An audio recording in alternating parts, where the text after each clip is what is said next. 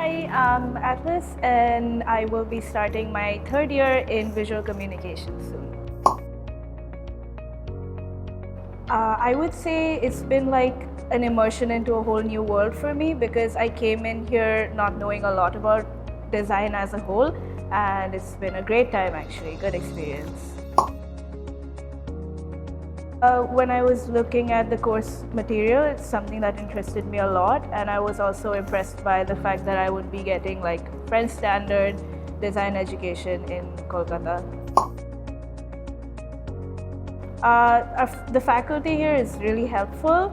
I'm someone who asks a lot of questions, and everyone's always been really patient with me, and they all have very diverse experiences, so there's always something new to learn from everyone. I haven't done the international semester exchange, but I have been on a 2-week workshop to France. We went to Marseille and Paris, and it's been one of the best experiences I've had here. We learned a lot of unique skills, and we got to do a little bit of tourism, which was fun. I would say the end of year, like the final project, which we're gonna be doing the year after next.